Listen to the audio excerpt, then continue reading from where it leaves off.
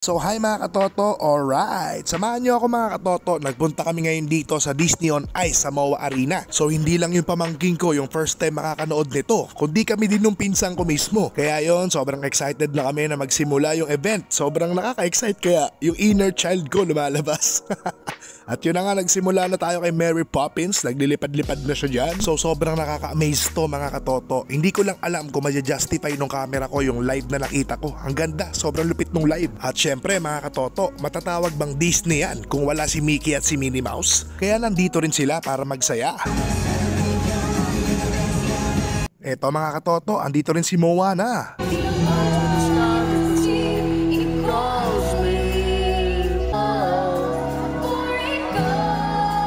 Nandito na rin si Maui Taylor.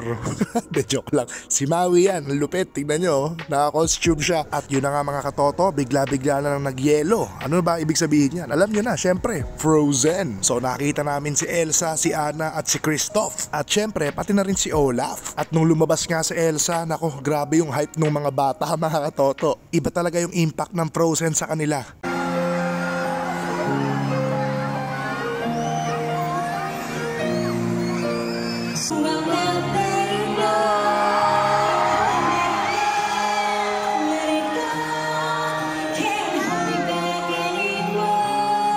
So yon mga katoto, after ni Elsa, Lion King segment naman.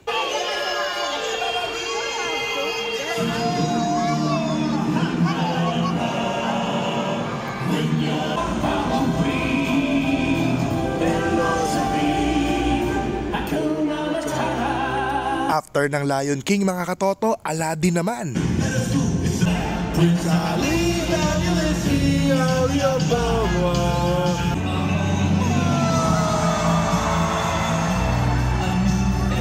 So yun mga katoto, hindi ko na binidyohan lahat para kung sakaling manonood kayo, hindi kayo may spoil dito sa video na to. Pero yun nga, tapos na yung show mga katoto, sobrang nag-enjoy ako dito. At for sure kayo din kung talagang fan kayo ng Disney mga katoto. Kaya para sa akin, sobrang sulit ng Disney on Ice. Kaya sana matry nyo din to mga katoto. So moving on na tayo mga katoto sa next agenda. So after Disney on Ice, lumipat naman kami sa SMX para pumunta dito sa Team Payaman Fair. Andito si Skasto. At to be honest mga katoto, first time kong attend ng ganitong klaseng fair kasi hindi ako naka-attend do sa unang fair ng Team Payaman mga katoto. At sa totoo lang mga katoto, itong pangalawang pagkakataon na to, unexpected din siya. Kasi kung hindi nagpasama yung pinsan ko sa akin sa Disney on Ice sa MOA Arena, baka hindi ako nakapunta dito sa SMX. So dahil magkatabi nga yung SMX tsaka yung MOA Arena, dumaan na kami dito sa TP Fair. At para sa mga hindi nakakaalam mga katoto, yung ilang members ng Team Payaman ay katoto rin natin. Kaya dinalaw ko na sila. Pero una kong dinalaw yung mga tropa natin galing sa Colocoys TV kasi matagal ko na sila nakakausap online kaya sobrang nakakatuwa kasi nagkita-kita na kami dito. Eto, dito si Cash G, si Malupiton mga katoto. Isa rin siya sa lagi kong pinapanood Pero ang lagi ko talagang kausap mga katoto ay si Happy Friend, si Lil Lucis. Happy Friend!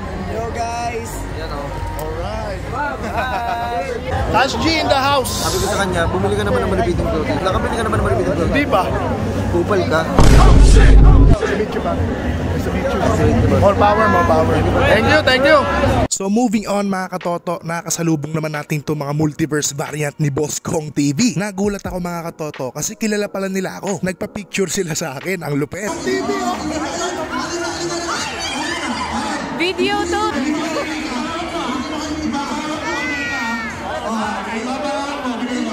So yun, tamang picturean lang kami mga katoto, ang saya. Guys, mga variant ni Boss Kong.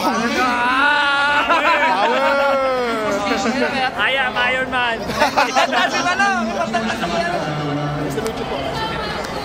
Thank you. Oh, ito mga katoto, pati si Daniel Padilla, katoto din. Matagal na rin kami nag-uusap online nitong ni Sed Matagal na raw siya nakasuporta sa akin. So dito lang din kami nakita. So shoutout sa'yo Sed, maraming salamat sa suporta.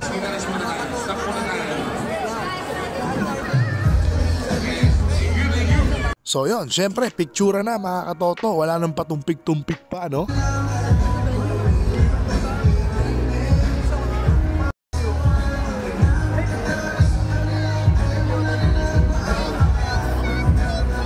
So yon mga katoto, meron ding mga katoto na nag-approach natin sa event. Actually, hindi ko to ina-expect. So pasensya na sa mga katotong hindi nasama sa video na to dahil unexpected nga to mga katoto. Hindi na ako nakapagsama ng tunay na pwedeng mag-video sa akin. Yung ate ko lang yung nagbi-video kasi biglaan nga eh. So yon mga katoto, tamang libot-libot lang. In-enjoy ko rin yung mga booth na nandito kasi sobrang dami din mga katoto. At yun nga mga katoto, habang naglilibot, may ilan ding mga katotong nakakilala sa akin. Kaya sobrang saya. Kaya talagang picturean to the max.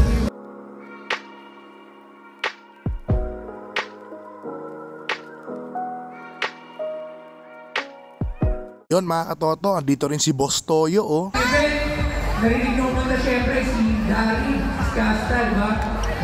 Si Ninong Ray din mga katoto nandito oh. Kaso hindi na ako nakapagpa-picture, ang haba ng pila sa kanya. So dahil sobrang haba ng pila, ganito na lang yung ginawa ko. Pinakita ko yung sarili ko, kasama siya. Yan syempre, nandito rin si Yo mga katoto. Actually meron kaming malupit na encounter nung nagkita kami dito sa fair. Kaso hindi ko nakuhaan ng video eh, kasi sobrang biglaan. At moving on mga katoto, nakita ko na yung isa sa dahilan kung bakit gusto kong pumunta sa fair na to. Syempre the one and only si Boss Kong TV. So dahil medyo mahaba pa yung pila kay Boss Kong TV, umikot muna ako ulit. Tapos meron nag-approach sa akin, nagpa-autograph sila kahit hindi ako member ng Team Payaman.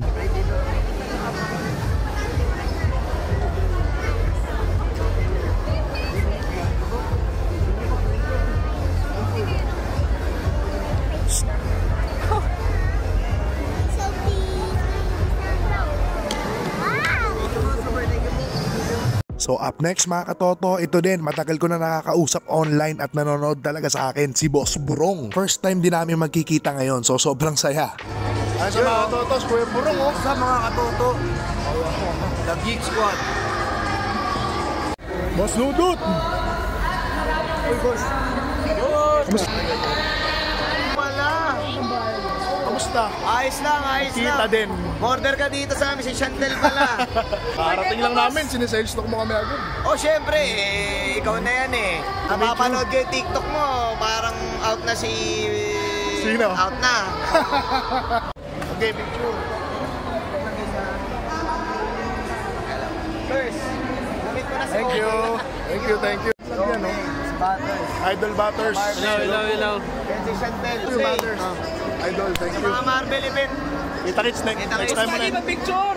So bumalik ulit ako dito kay Boss Kong TV at unexpected yung nangyari. Sobrang daming tao pero nakita ako ni Boss Awi tsaka ni Boss Kong mismo. Pinapasok agad ako kahit sobrang haba ng pila, grabe. Sa mga dati pa nanonood sa akin, alam niyo na kung paano ako nakilala ni Boss Kong, di ba? So yun, nandito na ako sa loob ng booth at nag-meet kami ulit dito.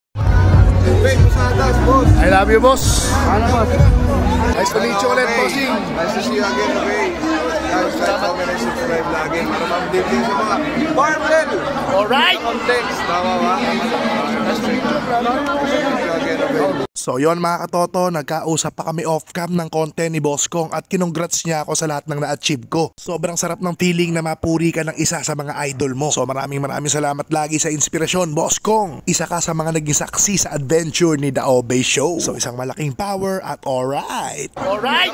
So yon mga katoto, overall sobrang saya na itong day 1. Sobrang sulit kasi nagawa ko naman yung gusto kong gawin dito sa TP Fair. Na-meet ko yung mga dapat kong ma-meet, kaya alright na alright. So yun lang mga katoto, salamat sa pagsama. Let's go!